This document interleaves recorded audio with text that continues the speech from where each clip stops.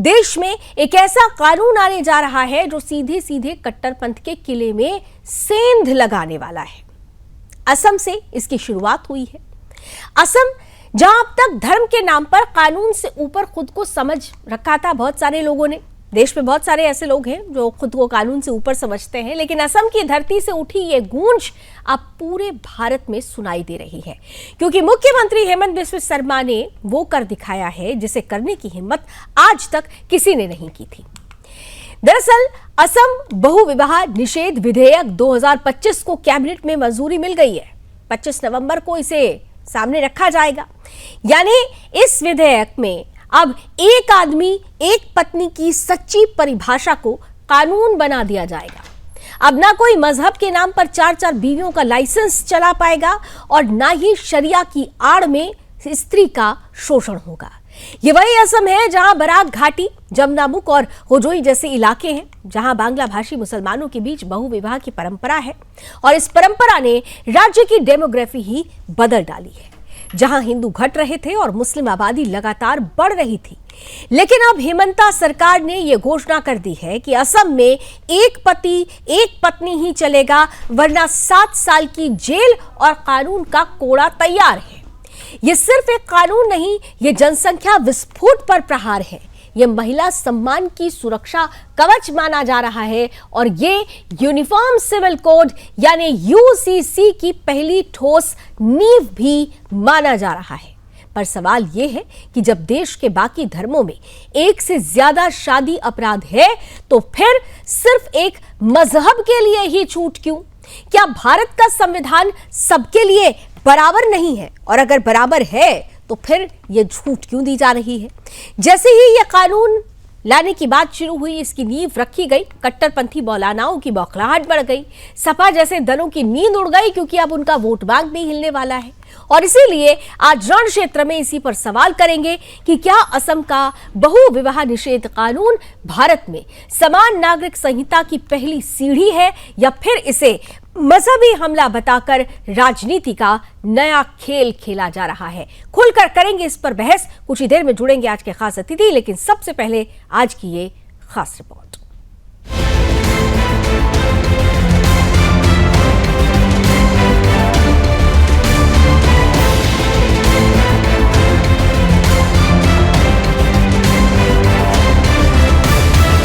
एक प्रमुख सामाजिक पहल के तहत असम मंत्रिमंडल ने असम बहुविवाह निषेध विधेयक 2025 को मंजूरी दे दी है, जिसे 25 नवंबर को राज्य विधानसभा में पेश किए जाने की पूरी उम्मीद है। इसका मूल उद्देश्य छठी अनुसूची के क्षेत्रों को छोड़कर पूरे राज्य में बहुविवाह की प्रथा को गैर कानूनी करार देना और समाप्त करना है।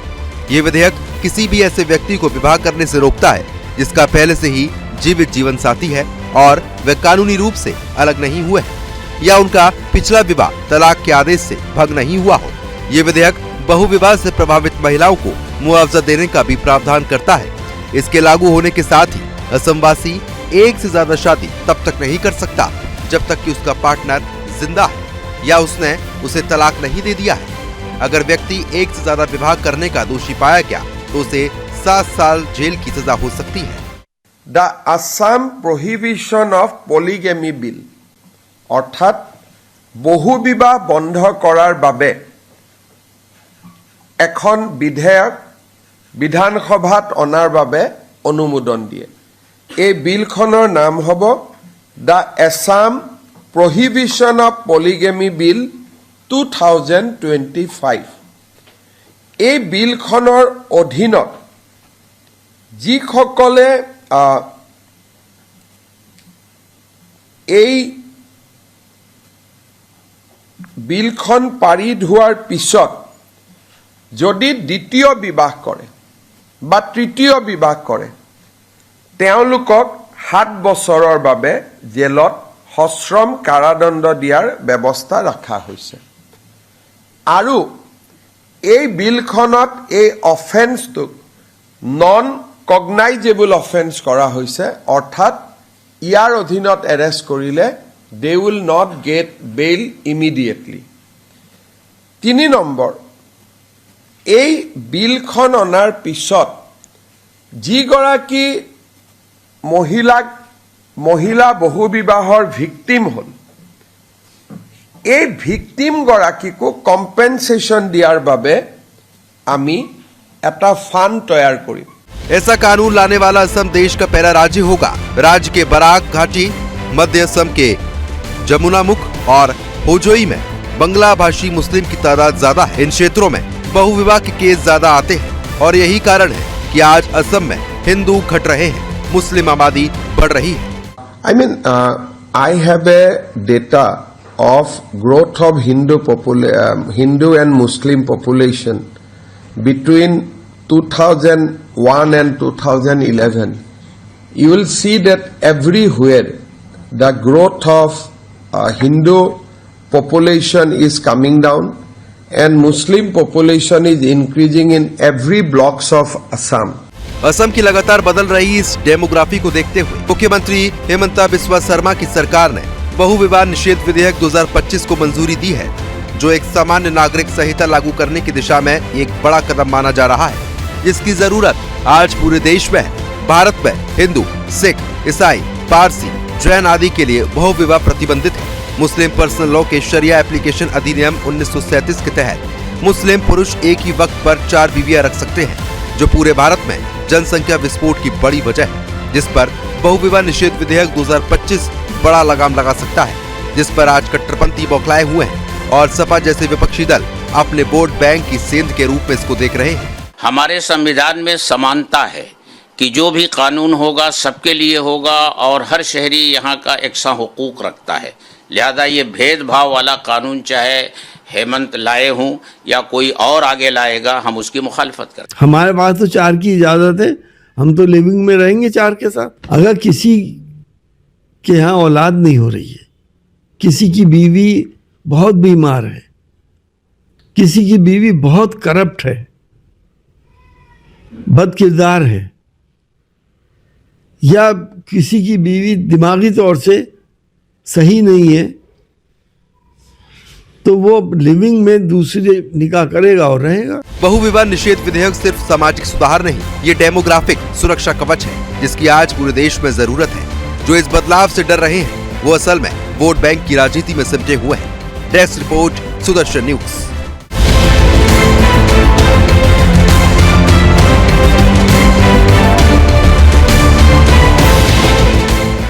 तो साफ जाहिर है कि असम सरकार ने यह फैसला ले लिया है कि एक से ज्यादा अगर विवाह किया तो फिर खैर नहीं है। और सवाल यह भी है कि ये महिलाओं की फंडामेंटल राइट्स की अगर रक्षा करता है तो फिर इसे मजहबी चश्मे से देखने की शुरुआत क्यों कर दी गई है, क्यों इसे तुष्टीकरण की राजनीति से जोड़ने की कहानी शुरू हो चुकी है। करेंगे खुलकर इस पर बात। हमारे साथ आज की इस बहस में जुड़ने के लिए पैनलिस्ट भी जुड़ चुके हैं, हमारे साथ खास अतिथि जुड़ चुके हैं। स्वागत करते हैं। भारतीय जनता पार्टी का पक्ष रखेंगे मृत्युंजय शर्मा जी, कांग्रेस का पक्ष रखने के लिए हमारे साथ हरिनाथ उपाध्याय जी हैं, साथ ही साथ मुस्लिम स्कॉलर फरहत अली खान साहब भी हमारे साथ हैं और सुप्रीम कोर्ट के सीनियर एडवोकेट तनुज दीक्षित साहब भी हमारे साथ हैं। आप सभी का बहुत बहुत स्वागत है। इस विषय पर मैं चर्चा शुरू करूं उससे पहले इस वक्त आपको उत्तर प्रदेश के बलरामपुर लिए चलना चाहती हूं, जहां पर इस वक्त मुख्यमंत्री योगी आदित्यनाथ सभा को संबोधित कर रहे हैं। हर स्वाधीनता संग्राम सेनानी वंदे मातरम गाते गाते फांसी के फंदे को चूम जाता था, लेकिन वह कभी भी विदेशी हुकूमत के सामने नतमस्तक नहीं हुआ। यानी यही मंत्र का असर होता है जो व्यक्ति को उस कार्य के प्रति पूरे समर्पण भाव के साथ जूझने के लिए तैयार कर सके। विदेशी हुकूमत से भारत की दास्ता को मुक्त करने के लिए ही भगवान बिरसा मुंडा ने अपना बलिदान दिया था और भगवान बिरसा मुंडा का यह योगदान 15 नवंबर की तिथि प्रधानमंत्री मोदी जी ने जनजाति गौरव दिवस के रूप में उसको आयोजित करने का निर्णय लिया और ये वर्ष 150 वर्ष उनकी जयंती के पूरे हो रहे हैं। हम सब के लिए गौरव की बात होनी चाहिए कि इस अवसर पर हम धरती आबा के रूप में विख्यात बिरसा मुंडा जी को भी श्रद्धांजलि अर्पित करेंगे। बाबा साहब डॉक्टर भीमराव अंबेडकर जो भारत के संविधान के शिल्पी हैं, भारत का संविधान दुनिया का सबसे बड़ा संविधान है। भारत को उत्तर से दक्षिण, पूरब से पश्चिम एकता के सूत्र में जोड़ता है। भारत के प्रत्येक नागरिक को एक समान मताधिकार के उपयोग की स्वतंत्रता देता है, चाहे वह पुरुष हो, महिला हो। कोई भी वयस्क मतदाता जो 18 वर्ष का हो गया है, भारत का नागरिक है, वह अपने मत का अधिकार का उपयोग कर सकता है। कि भारत के संविधान की ताकत है कि भारत की आम जनता भारत की सरकार को चुनती है। सरकार को चुनने के लिए हमें किसी बाहरी ताकत के सहयोग की आवश्यकता नहीं पड़ती। मतदाता जिसके समर्थन में मत कर देता है, वह विजयी बनकर के, प्रतिनिधि बनकर के सरकार के गठन में अपना योगदान देता है। ये ताकत किसी ने दी तो बाबा साहब डॉक्टर भीमराव अंबेडकर ने दी। और बाबा साहब भीमराव अंबेडकर ने देश के अनुसूचित जाति, जनजाति, दबी कुचली जातियों से एक बात को कहा था, आगे बढ़ना है तो जीवन में सकारात्मक भाव को आप लेकर के आगे बढ़िए। सकारात्मक भाव से आगे बढ़ेंगे, आपका जीवन यशस्वी हो जाएगा। जीवन में नकारात्मकता आएगी तो वह नकारात्मकता दूसरों का तो नुकसान करेगी ही करेगी, लेकिन उससे पहले उस स्वयं का ही नुकसान हो जाएगा। हमें इस बात को याद करना होगा, नकारात्मकता के लिए जीवन में कोई स्थान नहीं होना चाहिए। उन्होंने युवाओं को अधिक से अधिक अध्ययन करने के लिए प्रेरित किया, अधिक से अधिक अध्ययन करने के लिए प्रेरित किया। भारत के साथ जुड़ करके भारत की राष्ट्रीयता पर विश्वास करते हुए भारत की सुरक्षा के लिए समर्पण भाव के साथ कार्य करने वाला युवा भारत के अंदर सभी समस्याओं के समाधान का मार्ग प्रशस्त कर सकता है। और यही शिक्षा हमारे संतों की है, हमारे महापुरुषों की है। और यह अवसर भी हमें इन कार्यों को करने के लिए प्रेरित कर रही है। यह सीमावर्ती क्षेत्र है। अगर भारत का हर धर्मस्थल राष्ट्र के प्रति अपने उत्तरदायित्वों का निर्वहन समाज को जोड़ करके करना प्रारंभ कर देगा, मेरा दृढ़ विश्वास है कि कोई भी विधर्मी, कोई भी राष्ट्र विरोधी तत्व कहीं पनप नहीं पाएगा। बशर्ते हर व्यक्ति सजग होकर के अपने कर्तव्यों का निर्वहन करे, हर धर्मस्थल अपने राष्ट्रीय उत्तरदायित्वों का निर्वहन करके सकारात्मक भाव से समाज को जोड़ने के अभियान के साथ जुड़े। क्योंकि जहां आज सकारात्मक भाव के साथ एक और सरकारें काम कर रही हैं, देश के अंदर प्रधानमंत्री मोदी जी का यशस्वी नेतृत्व देशवासियों को प्राप्त हो रहा है, जिन्होंने 11 वर्ष में भारत की कायाकल्प करके रख दी। हर एक क्षेत्र में भारत को सर्वांगीण विकास की नई ऊंचाइयों तक पहुंचाने में अपना योगदान दिया। वहीं दूसरी ओर राज्य सरकारें उनका अनुगमन करते हुए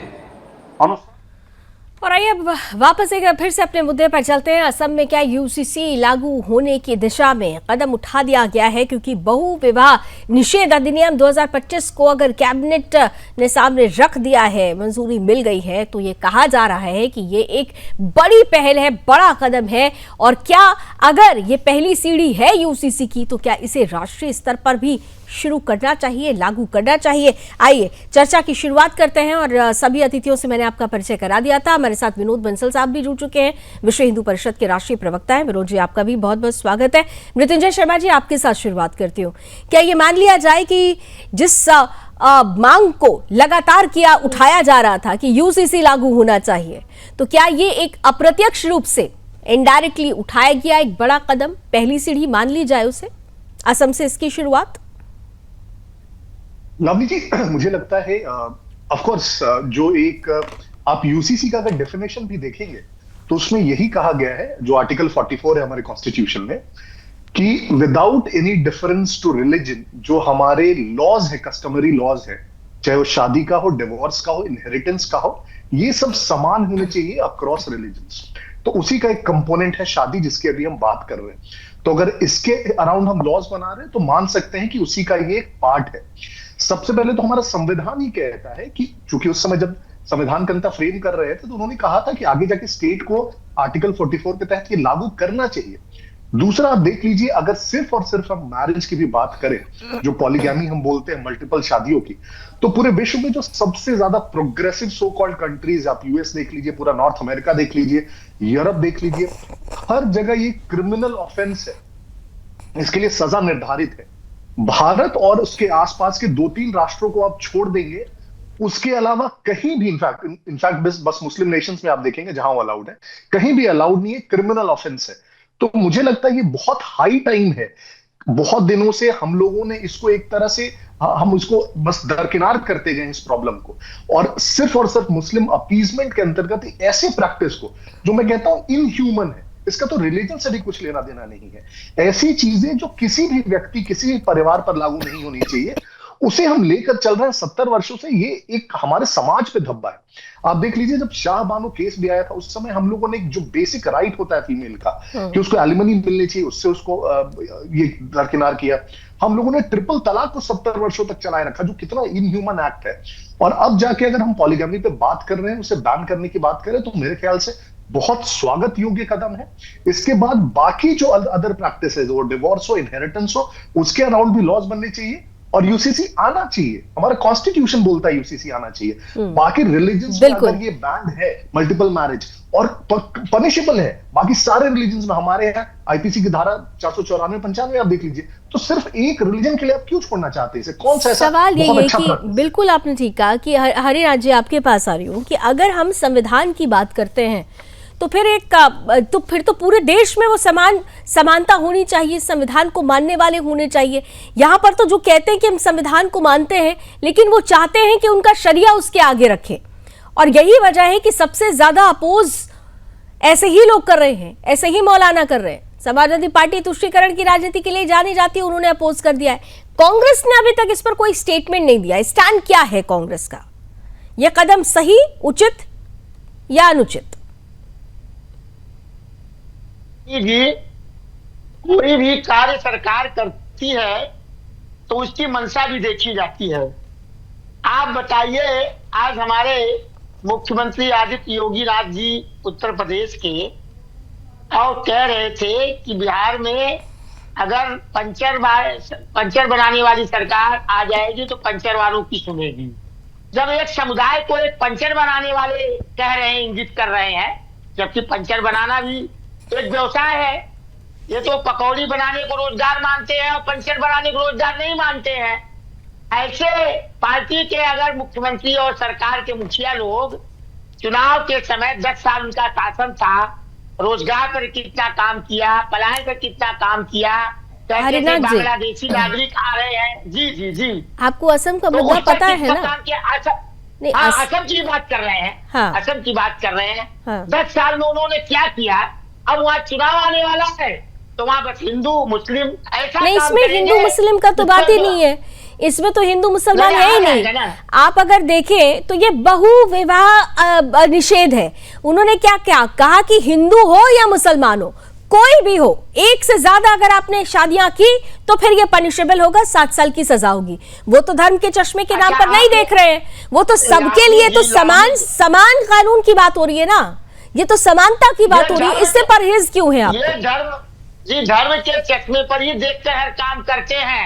देखिए लावनी जी, आप ही कह रहे हैं कि समाजवादी पार्टी का नाम ले लिया, तुष्टीकरण की राजनीति करती है, तो क्या ये तुष्टीकरण की राजनीति नहीं कर रहे हैं? नहीं, इसमें तुष्टीकरण की राजनीति कहाँ गई, मुझे यही तो समझना है आपसे। अगर एक ऐसा कानून जो हर धर्म में महिलाओं को समानता का अधिकार दे, तो इसमें तुष्टीकरण की राजनीति कहाँ है? ये तो महिलाओं की फंडामेंटल राइट्स की बात है। भाई, एक महिला के जीवित रहते हुए उसका पति दूसरी शादी कर ले, तीसरी शादी कर ले, तो उस महिला पर क्या बीतेगी? इसीलिए तो समानता की बात है। इसमें धर्म का चश्मे से कैसे देखा जा रहा है इसे? लावनी जी, अगर ऐसी बात करेंगे तो कई पुरुष भी ऐसे महिलाओं से बहुत से पीड़ित है। हमारे जानकार में भी बहुत है। हाँ, तो दोनों के लिए है ये। भाई साहब आपने कानून नहीं पढ़ा है, फिर इसका मतलब इस अधिनियम के बारे में आपको पता नहीं है। केवल महिलाओं के लिए नहीं है, पुरुष हो या महिला, एक से ज्यादा अगर आपने विवाह किया तो फिर 7 साल की सजा होगी, वो हर किसी के लिए है।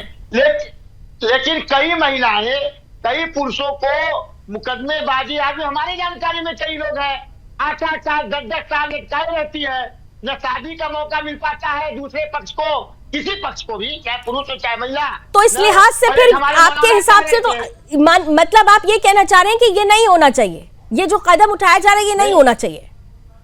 नहीं होना चाहिए, पारदर्शिता पूर्ण ढंग से और ईमानदारी ढंग से लावे। इसमें क्या आपको नॉन ट्रांसपेरेंसी लग रही है? क्या लग रहा है कि पारदर्शिता नहीं है, ये भी बता दीजिए। मृत्युंजय जी तैयार रहिएगा काउंटर आंसर के लिए।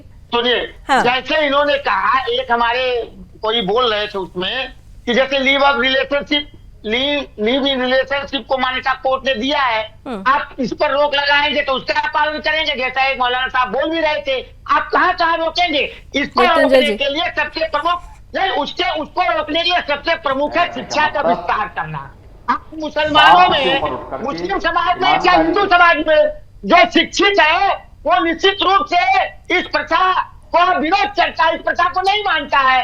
आज हिंदुओं में बहुत ज्यादा प्रतिशत 1.2 है, मुसलमानों में 1.9 है, बहुत ज्यादा अंतर तो है नहीं। तो आप शिक्षित करिए, समझदार बनाइए। तो शिक्षित बनाने के लिए तो आप स्कूल कॉलेज बंद कर रहे हैं, मेहनत कर रहे हैं, शिक्षित व्यक्ति इंस्टीट्यूट से जवाब दीजिए। मुझे लगता है बहुत क्लैरिटी नहीं है अभी। सबसे क्लियर है, सबसे पहले लोग कभी सीधा जवाब नहीं देंगे, क्योंकि एक ऐसी पार्टी है जिसका इतिहास रहा है तुष्टीकरण करने का। ये कोर्ट्स की बात कर रहे थे, इसी कोर्ट ने, सुप्रीम कोर्ट ऑफ इंडिया ने शाहबानो के इसमें कहा कि एलिमनी मिलनी चाहिए। राजीव गांधी जी ने क्या किया, लेजिस्लेशन लाके उसको पलट दिया। सोचिए क्या किया उन्होंने। ट्रिपल तलाक को लोग 70 साल से ढो रहे हैं। इनके मुख्यमंत्री तेलंगाना के कुछ दिनों पहले कहते हैं कि Congress is Muslim and Muslims is Congress. ये तुष्टीकरण होती है। अगर आप इतना एक्सट्रीम जा रहे हैं किसी एक धर्म को सिर्फ और सिर्फ तुष्टीकरण करने के लिए, और अगर फिर योगी जी हिंदुत्व की बात कर रहे हैं तो बिल्कुल गलत नहीं कर रहे हैं, क्योंकि आपने 70 वर्षों तक सिर्फ एक समाज के लिए हिंदुओं को दरकिनार करके रखा है। अभी भी आप बहुत क्लियरली इस पर बात नहीं कर रहे। आप सोचिए, अगर इस प्रकार की तुष्टीकरण करके आप सबसे बड़ा नुकसान किसका कर रहे हैं? उसी मुस्लिम समाज की महिलाओं का करते हैं, जिसको एलिमनी नहीं मिलती है, जिसको ट्रिपल तलाक दिया जाता है। बात यही है कि मुस्लिम महिलाओं के फंडामेंटल राइट्स कहां गए फिर? लेकिन वो ह्यूमैनिटी पे नहीं आते ना, इनको ह्यूमैनिटी पे नहीं आना है, इनको केटर करना है वोट बैंक को, इनको मौलानाओं को केटर करना है। मौलाना जी देखिए, हमारे ये जो बीजेपी प्रवक्ता भाई साहब कह रहे थे, ह्यूमैनिटी आप कितना मानते हैं भाई? आप महिलाओं की सम्मान की बात करते हैं तो हम वहां तो न जाएंगे तो कहेंगे आप दूसरे गैंग चले जाएंगे। मणिपुर में महिलाओं के साथ क्या हुआ, तो आपने कितनी मानवीय दृष्टिकोण अपनाया? आप बताइए। उत्तर और हमारे जो आपके सांसद लोग महिलाओं पर अत्याचार करते हैं, अभी हाल में ही चुनाव का दे रहा था कि महिलाओं के प्रति जो है उनकी मांग बढ़ गई है। जो भारतीय जनता पार्टी के सांसद अभी जा रहे हैं, उनके लिए मनोरंजन के साधन के रूप में प्रस्तुत किया जा रहा है। हरिनाथ जी, वैसे मृत्युंजय जी इसका जवाब देंगे, लेकिन इतना जरूर आप इस प्रकार नहीं, आप लोग मणिपुर पहुंच जाते हैं बहुत जल्दी, लेकिन राजस्थान में आपकी सरकार थी और वहां पर क्या हाल था वो इतिहास के पन्ने में जरा उठाकर देख लीजिए कि क्या हुआ करता था।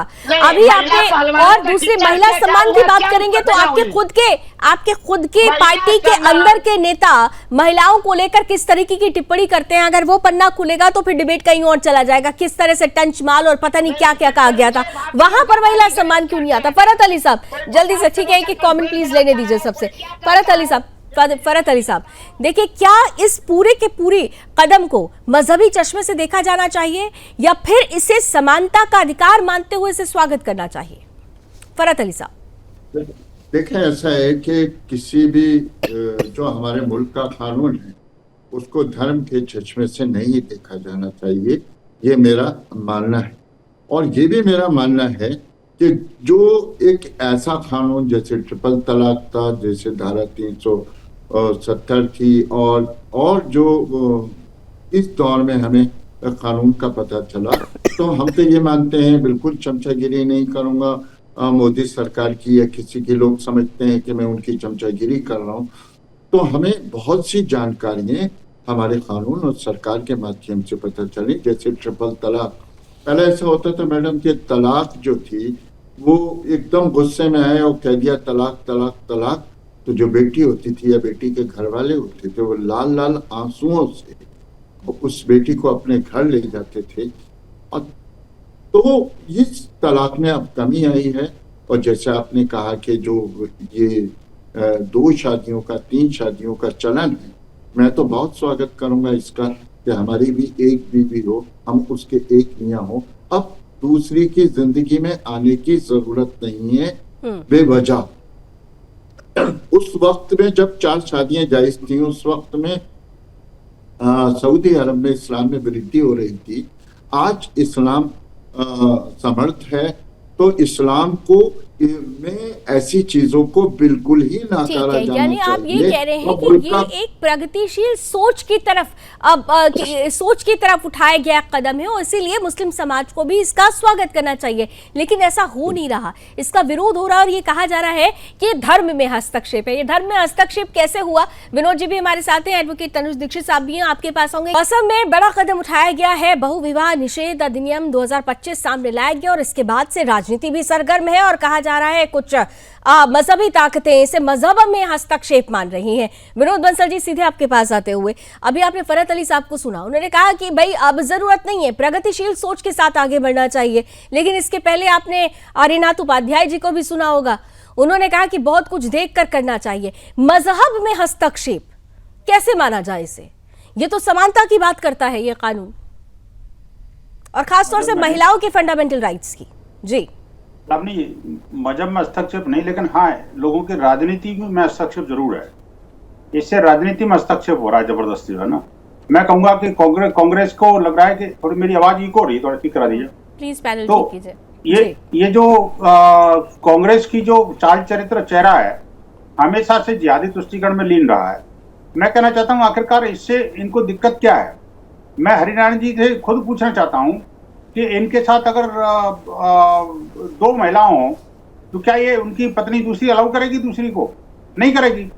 ऐसे ही जो है ना, कोई महिला जो है उसके 2 पुरुष हो जाएं तो क्या अलाउ करेंगे? नहीं करेंगे, और नहीं करना चाहिए।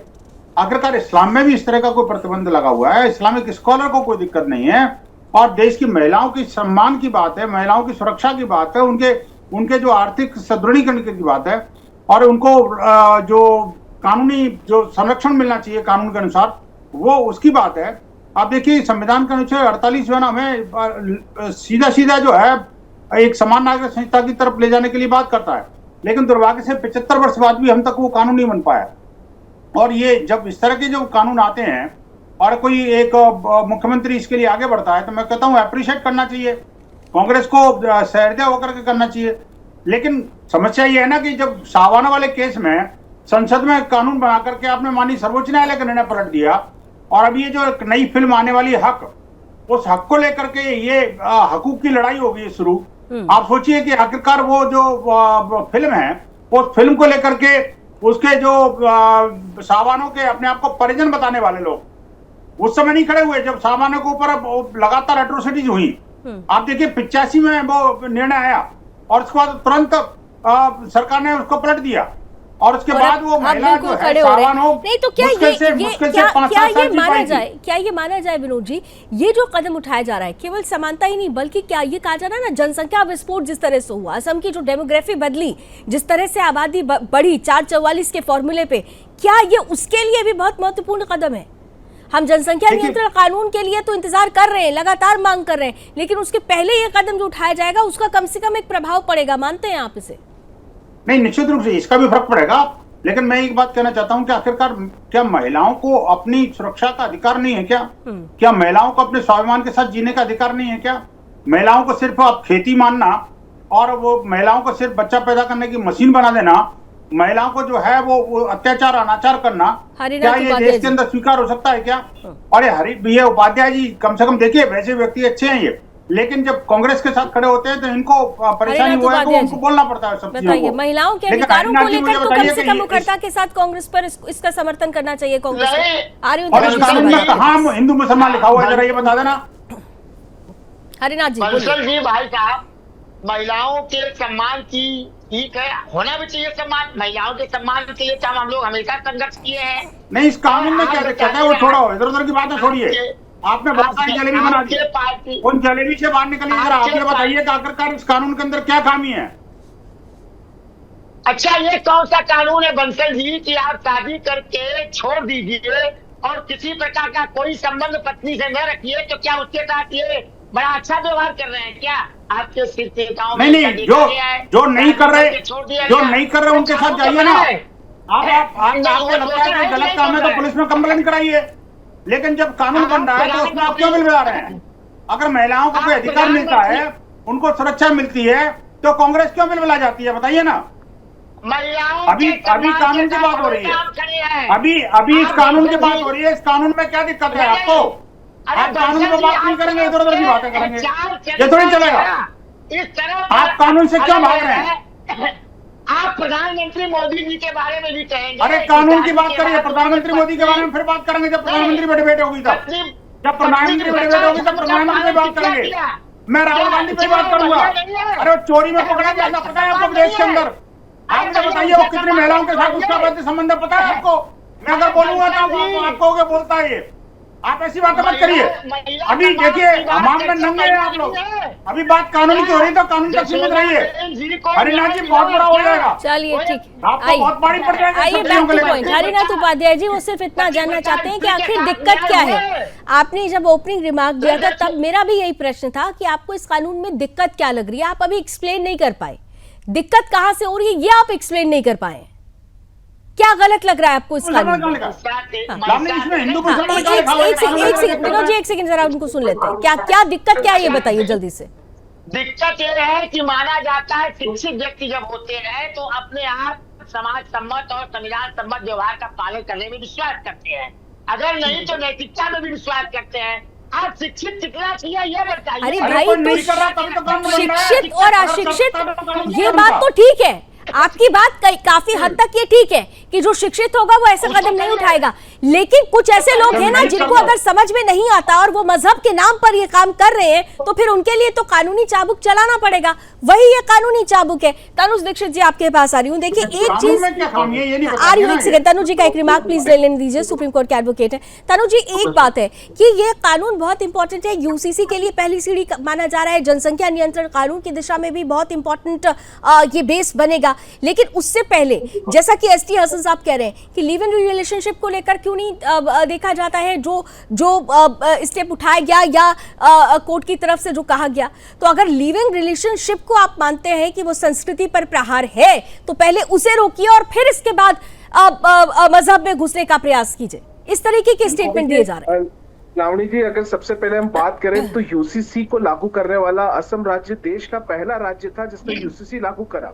सॉरी, उत्तराखंड सबसे पहले लागू करा। और आज असम में बहुविवाह निषेध विधेयक की जो प्रेरणा एक प्रस्तावक बन रही है निश्चित रूप से दर्शाता है कि सन 1867 में जब पुर्तगालियों के द्वारा सिविल कोड गोवा में सिविल कोड पुर्तगाली सिविल कोड लागू किया गया था, उसका उद्देश्य भी बिल्कुल स्पष्ट था।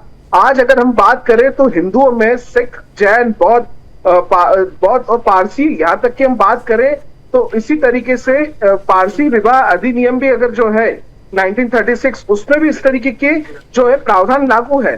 दे देख करके अगर हम बात करते हैं तो आज बीजेपी की गवर्नमेंट ने मुस्लिमों के कहते हैं ना अच्छे उत्कृष्ट कार्य मुस्लिमों के लिए करने के पूर्ण प्रयास किए गए। जिस तरीके से 2019 में ट्रिपल तलाक का अमेंडमेंट किया गया, जिस तरीके से CAA लाया गया, जिस तरीके से वक्फ अमेंडमेंट एक्ट लाया गया और जिस तरीके से हज के लिए भी बेहतर यात्राएं की गई, निश्चित रूप से बीजेपी सरकार के जो निर्णय रहे वो आने वाले समय के लिए प्रस्तावक दिखाई देते हैं। ऐसे में अगर हेमंत विश्व शर्मा आसाम के अंदर अगर बहुविवाह निषेध विधेयक 2025 अगर लागू करने जा रहे हैं तो निश्चित रूप से ये यूसीसी और साथ ही साथ जनसंख्या नियंत्रण के लिए एक बेहद ही महत्वपूर्ण कदम होने जा रहा है। जी लावणी जी, तो ऐसे में जो बात मैंने आपसे पूछी थी कि जो लोग लिविंग रिलेशनशिप वाले मसले को सामने लाकर कह रहे हैं कि उसको जरा पहले एप्रोप्रिएट कीजिए फिर मजहब में हस्तक्षेप कीजिए, उनके लिए क्या कहेंगे आप? मुझे लगता है कि पहले जो लीगलाइज मैरिज है पहले उनको व्यवस्थित किया जाएगा, तो आने वाले समय में जो इस तरीके के लिव इन रिलेशनशिप वाले चीजें हैं उसको भी लाइन अप किया जाएगा। बिल्कुल, यानी मृत्युंजय जी सीधे अगर देखें तो ये साफ तौर पर एक सामाजिक सुधार की दिशा में उठाया जा रहा एक कदम है जिसको राजनीतिक चश्मे से देखने की कोशिश हो रही है। लेकिन यहाँ पर एक जो महत्वपूर्ण जो चुनौती आएगी वो चुनौती है Muslim person law board versus Muslim person law versus जो हमारा कानून है, संविधान, शरिया वर्सेस संविधान। ये जो चैलेंज आएगा, इस चैलेंज को बीजेपी की गवर्नमेंट किस तरीके से लेगी? वो अभी तो असम से शुरुआत है, लेकिन ये कहा जा रहा है कि इसे राष्ट्रव्यापी आंदोलन बनाना चाहिए, इसे पूरे देश में लागू करना चाहिए। रानी जी, सबसे पहले हमें यह समझना होगा कि बहुविवाह के लिए ऑलरेडी हमारी आईपीसी के सेक्शन 494 और 495 में 7 साल की सजा और 95 में 10 साल की सजा है।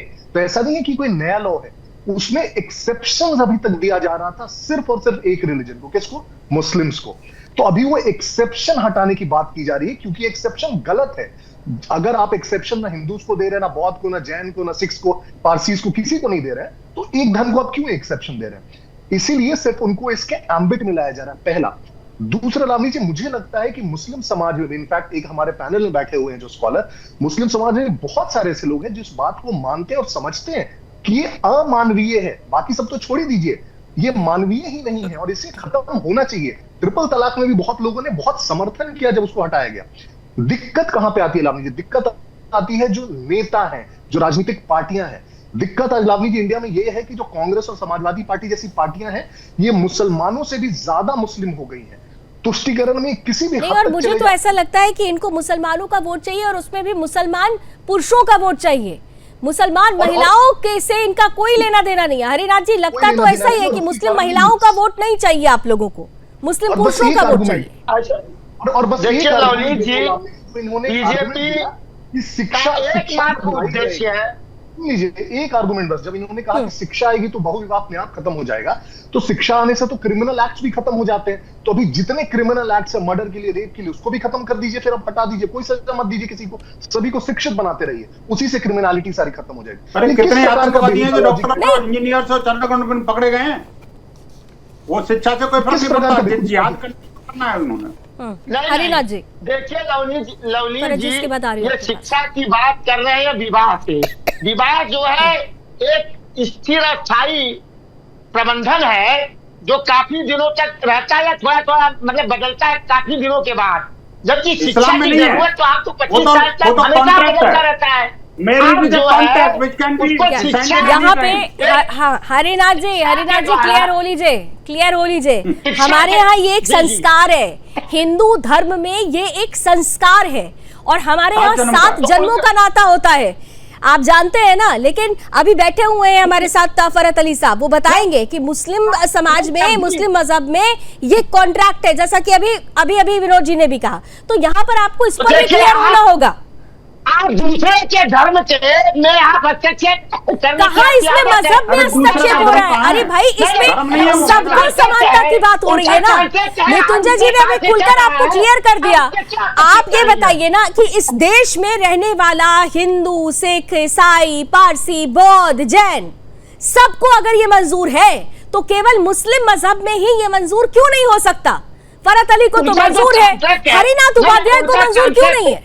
असल में असली मुस्लिम तो ये है ना, हरिनाथ उपाध्याय अपने आप को मुस्लिम साबित करने में लगे हुए हैं। अरे हरिनाथ उपाध्याय, आप बताओ हिंदू है तो मुस्लिम है? हरिनाथ उपाध्याय आप हिंदू है तो मुस्लिम है, ये बताइए। नहीं, चलिए कम से कम इतना पता चल गया कि हरिनाथ उपाध्याय जी को फरहत अली जैसे मुसलमान पुरुषों का वोट नहीं चाहिए और ना ही उनको किसी मुस्लिम महिला का वोट चाहिए। उन्हें मुस्लिम पुरुषों का वोट चाहिए, उनको उन मौलानाओं का वोट चाहिए जो 3 तलाक का विरोध करते हैं। उनको छांगुर पीर एक्सेप्ट है, उनको छांगुर जैसे लोग एक्सेप्टेबल है जो धर्मांतरण कराते हैं, लेकिन उनको और बाकी मुस्लिम जो प्रगतिशील सोच रखते हैं वो मंजूर नहीं है। फरहत अली, जल्दी से लास्ट कमेंट आपका लेना चाहूंगी, क्योंकि देखिए आप उस समाज से आ रहे हैं, उस मजहब से आ रहे हैं जहां पर इस लड़ाई को ही मजहबी लड़ाई कह दिया गया है, जबकि इसका मजहब से कोई लेना देना है ही नहीं। ये सीधे सीधे समानता की बात है, ये फंडामेंटल राइट्स की बात है और मुस्लिम महिलाएं इसका स्वागत कर रही हैं। जरूरतों के मुताबिक दुआ बदलते रहे, जरूरतों के मुताबिक दुआ बदलते रहे, ये लोग खुद नहीं बदले, खुदा बदलते रहे। आज जो सो कॉल्ड सेकुलर पार्टियां हैं, उनके लिए मैं बात कर रहा हूँ। सो कॉल्ड सेकुलर पार्टी, इन्होंने हमें हमेशा धोखा दिया है। खाली विरोध करने के लिए हम हमारी शरीयत की आते हैं, हमें पता नहीं होता है। ये कहते हैं आपसे कहीं ज्यादा वो शरीयत को समझते और जानते होंगे, यही तो बात है ना। आप तोड़ मरोड़ कर बता रहे हैं, फरहत अली आपसे ज्यादा जानते होंगे, आप शरीयत में ना समझाएं। मुस्लिम समाज की महिलाओं के बच्चों को फरहत अली साहब जल्दी से लास्ट कमेंट, 20 सेकंड्स। मैं सरकार और कानून, चाहे कांग्रेस की हो या किसी की भी हो या भाजपा की हो, जो सरकार होती है, कानून होता है, अच्छा मुसलमान होने के नाते मैं उसका सम्मान करता हूँ। जो ये कदम उठाया है इसकी मैं सराहना करता हूँ, चाहे वो जो है एसटी हसन हो, मदनी हो, ये करें या ना करें। और अब रह जाती है बात कि जब हमें भारत में ही रहना है, भारत में मरना और जीना है, तो भारत के संविधान और कानून को मानना क्यों नहीं मानना, यही बड़ा सवाल है। बहुत बहुत धन्यवाद, आप सभी हमारे साथ जुड़े। मुझे समय इतनी ही अनुमति दे रहा है, लेकिन इतना जरूर है, समय बदल रहा है, समय बदल रहा है और समय ये कह रहा है कि समय रहते अगर आप नहीं चेते तो बहुत कुछ गलत होगा।